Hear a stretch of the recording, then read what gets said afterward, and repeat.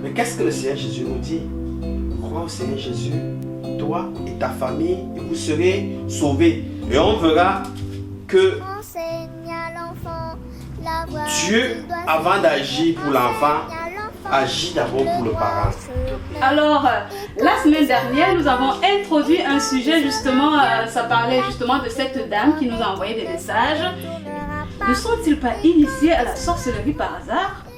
Oui, peut-être que tout à l'heure, dans ce que tu disais, tu as mentionné que l'ennemi, hein, le diable, normalement, il ne veut pas laisser partir, il veut nous garder captifs. Et peut-être c'est ça qui justifie aussi le fait que, je ne sais pas la position de la sœur, si elle est sauvée ou pas, mais peut-être le fait qu'elle prie et que les enfants témoignent un certain mécontentement, qu'ils se mettent à crier, à pleurer, peut-être que c'est un peu comme l'ennemi veut les maintenir justement captifs parce qu'il ne veut pas les laisser échapper de sa captivité.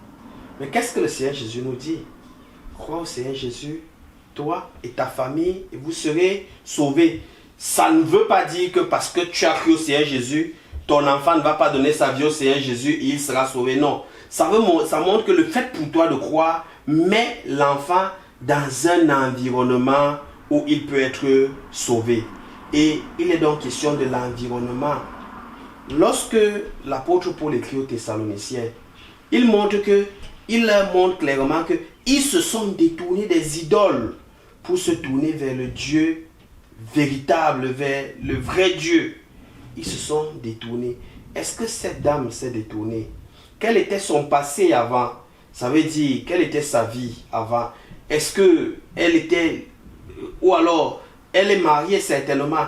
Quelle était leur vie? Est-ce qu'elle est réellement venue au Seigneur Jésus? Et si elle est réellement venue au Seigneur Jésus, quelle doit être sa démarche? Et pour comprendre quelle doit être sa démarche, je propose qu'on tire quelques instructions dans le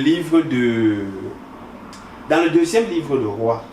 Il s'agit d'une histoire qui s'est produite au temps du prophète Élisée. Et je propose qu'on lise pour les auditeurs 2 Rois chapitre 4. Et on verra que Dieu, avant d'agir pour l'enfant, agit d'abord pour le parent. Okay. Verset 8. Okay. Et un jour, 2 Rois chapitre 4 verset 8. Et un jour, il arriva qu'Élisée passa à Sunem. Et il y avait là une femme riche. Et elle le retint pour manger le pain. Et il se trouva que chaque fois qu'il passait, il se retirait là pour manger le pain.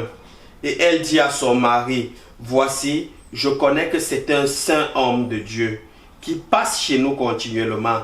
Faisons, je te prie, une petite chambre haute de maçonnerie et mettons-y pour lui un lit, une table et un siège et un chandelier. Et il arrivera que quand il viendra chez nous, il se retirera là. Or, un jour, avant de continuer, on essaie de planter le décor. Voilà une dame qui voit un homme de Dieu et qui décide, de concert avec son mari, de faire une place pour cet homme de Dieu dans sa maison. Ce qui est remarquable ici, c'est que c'est la femme qui est mise en avant, la femme riche. Et c'est quoi une femme riche sur le plan matériel? C'est une femme qui n'a pas de besoin. C'est une femme qui est à l'abri du besoin. C'est une femme qui a l'aide. C'est une femme, dans un certain sens, qui n'a pas besoin, si on peut dire, de Dieu. Comme, qui se suffit. Oui, qui se suffit à elle-même. Oui. Mais qu'est-ce qu'on voit? Elle a un profond besoin, mais peut-être elle ne l'exprime pas. Peut-être ce n'est pas vu encore dans ces versets-ci. Mais malgré le fait qu'elle a sa richesse, elle a peut-être compris que la plus grande richesse, c'est le Seigneur. Elle décide de faire une place pour le Seigneur dans sa vie. Pour nous, comme parents, ça peut aussi nous parler, ou comme famille, est-ce que nous avons fait une place pour le Seigneur dans nos vies? Est-ce que nous avons aménagé un espace pour le Seigneur dans nos vies? Cette dame a aménagé et on voit les détails de ce qu'elle a mis pour la maison de l'homme de Dieu. Quels sont les détails de l'espace que nous avons aménagé pour le Seigneur? Est-ce que c'est juste un petit temps, juste en passant pour les prières matinales et du soir? Est-ce que c'est juste en passant on peut lire de temps à autre un peu la parole de Dieu? Est-ce que c'est juste un tableau qu'on a mis dans un coin du mur et ce n'est que ça qui montre que la seule place qu'on a accordée au Seigneur dans nos vies? Ou est-ce que c'est une place telle que cette présence sera remarquée dans nos vies? Pour cette dame, c'était toute une chambre, toute une pièce et ça allait influencer leur façon de vivre. Oui, chère maman, nous devons nous appliquer pour transmettre la parole de Dieu dans le cœur de nos enfants. Enseigne à l'enfant la voie qu'il doit suivre. Enseigne à l'enfant le droit chemin. Et quand il sera grand, et quand il sera vieux, la Bible nous promet qu'il ne s'en détournera pas.